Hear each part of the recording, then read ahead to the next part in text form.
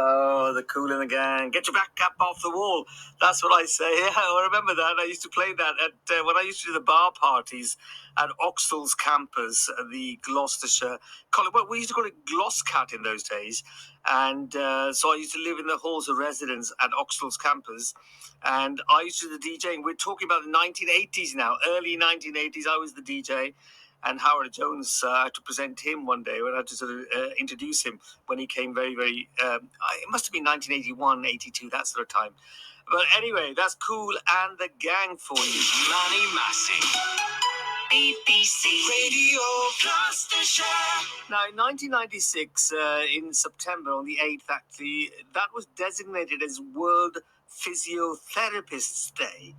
I bet you didn't know that, did you? Now, this is the date that World Physiotherapy was founded back in 1951. It was always, I presume it's always been there. It's just that it was somebody sort of said, well, let's call this physiotherapy, I presume. And the day marks the unity and solidarity of the global physiotherapy community as an opportunity to recognize the work that physiotherapists do for their patients and, of course, the community as well. To tell us more about this, we're joined now by the founder of Tele-Therapies, physiotherapist Devi Sundar from Gloucestershire. Devi, hello, welcome to the program. Thank you, Manny, and thanks for having me here today. So, first of all, explain to me what physiotherapy is. Physiotherapy is actually a noble profession where we deliver care for people's functional any of the functional issues, and we improve their movements and their quality of life. And physiotherapy has different specialities, like a medical doctor specializes in musculoskeletal, neurology, and cardiorespiratory, and physiotherapy also specializes in different sectors, which I say.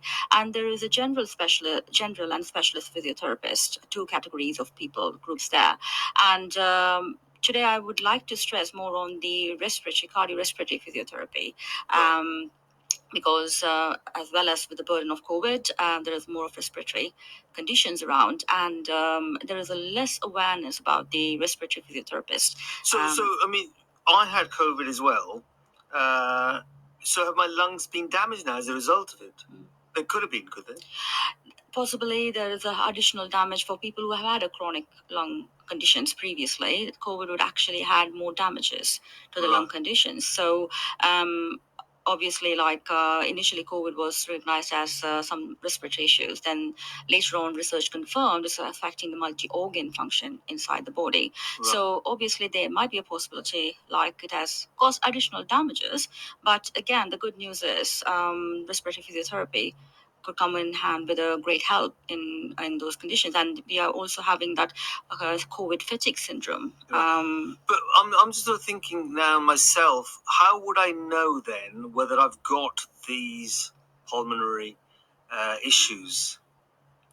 Okay. Would I be coughing more? Would I be sort of like having breathing difficulties? What are the symptoms I'm going to be looking out for? So pulmonary actually refers to lungs, and breathing is a main function, primary function for all humans. And indication that your lung is not functioning properly is you'll be breathless. Yeah, right. And breathlessness happens in multiple conditions. So that's not the very primary symptom you can recognize. If a person is actually having some kind of lifestyle activities like smoking, then it is more indication that okay, the lungs might be affected. Or if you have been working in some of the air polluted areas, then an indication that your lungs might be affected. Additionally, you'll be having more coughs, persistent cough for 2 consecutive months. That's how the COPD, the chronic obstructive pulmonary disease, is diagnosed. Right. And more prominently, it appears in age groups about 35 years. Initially, the research confirmed about 40 years, and now research will confirm, most of the research confirms about 35 years. People with smoking history or been having a history of working in some of the air pollutant areas, or if the job involves chemicals and other things, they might be affected with the lung condition. And so is there something we could do then to safeguard ourselves? Absolutely. So, in terms of preventive measures, as a physiotherapist and also as a respiratory physiotherapist, we ask people to engage in active lifestyle, be their own advocate for active lifestyle, and follow healthy practices like try to wean from smoking if you have any smoking kind of addictions. Which obviously is very, I don't smoke, but I know it's difficult for a lot of people. Definitely, yeah. So there are lots of smoking cessation programs available across nationwide. And initially, what happens is if a person is diagnosed with COPD, the diagnosis again, which is something which is not happening in every instances. When a person is going to the GP and they are having a cough and cold, and initially they will not be testing any lung function test. They'll be prescribing some temporary measures to resolve. Right. And then if the person is then going attending the GP again, then they have, oh, okay, fine, and there's a repeated within a short period of time, then they may be referred to pulmonary function test, which Right. actually then measures, it's a spirometry, what we call, which measures your lung volumes and capacity, which then indicates any kind of lower levels of the units or measurements in the volumes and pressures, then that indicates So diagnosis. what do people need to do then if they feel they might be affected, or they've got this consistent cough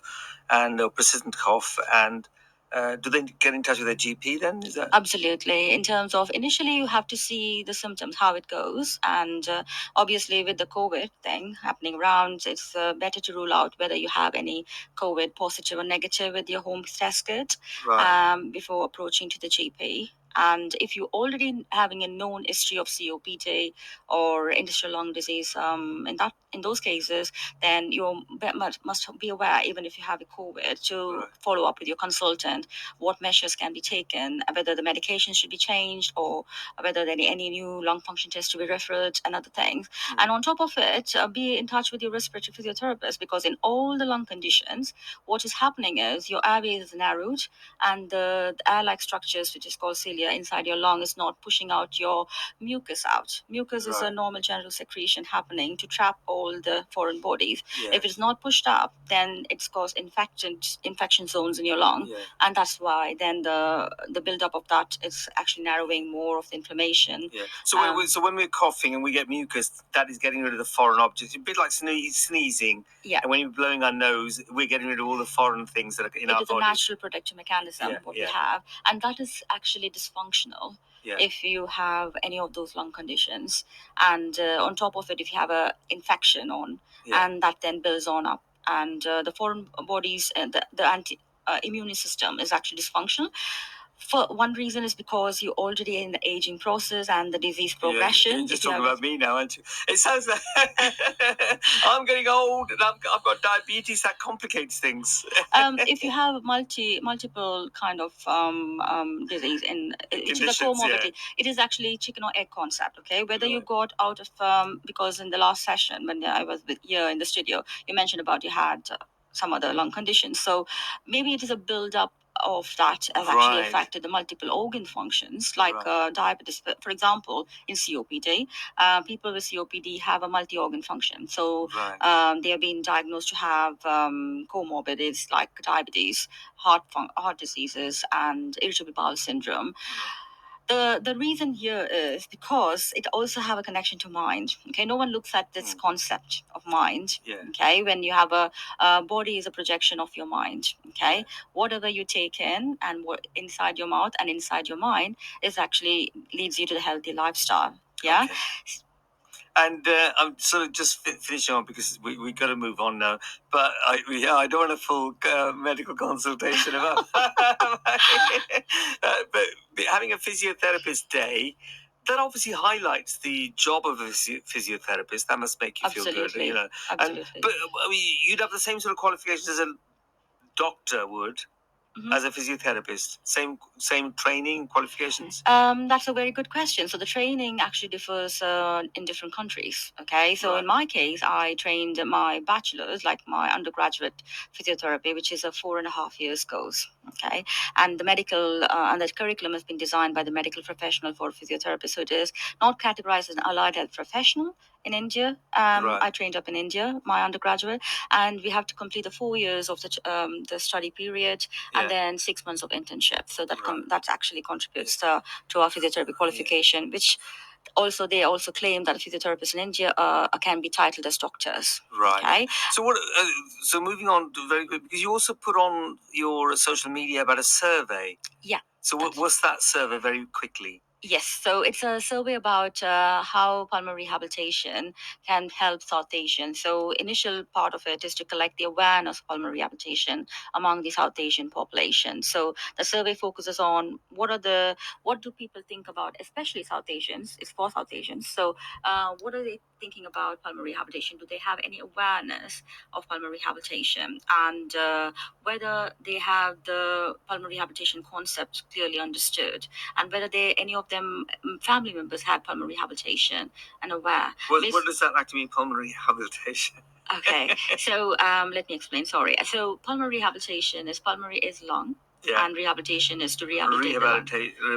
Rehabilitate, yeah. Rehabilitate the lung. Yeah. So as we spoke earlier, smoking and other dysfunctional behaviors had caused lung dysfunction. Okay, Right, so right. it is about rehabilitating the lung. So where do we get this survey? So it's on the Tele-Therapies website. Okay. So it's Tele-Therapies.org. .org. Yeah. Okay, and that's part of your Teletherapy. Do you offer physiotherapy online? Then do you? Yes. So Tele-Therapies is actually an online consultation for pulmonary rehabilitation program. We have different categories of packages of pulmonary rehabilitation program, because pulmonary rehabilitation is an instructional program for people with respiratory condition, and we are unique and different because we also offer psychotherapy, because I believe in mind and lungs are more connected, and we have identified anxiety and depression as well in people with lung conditions. So yeah. Devi Sundar, thank you very much for coming and explaining all that to us. So what's your website that we need to go to? It's teletherapies.org. Tele-Therapies.org. Tele-therapies.org. That's a little difference. Right. So in terms of the survey itself, thanks for this opportunity to tell about the survey. I would actually use this medium to put a plea to people around in the public to fill in the survey, because it's very essential. Especially if you're South Asian. Especially if you're South Asian, because equity care is not yet in practice. So that's something which I'm focusing on. Right, okay. David, thank you very much for coming to the program. Thank you, Manny, for having me. BBC Radio Gloucestershire.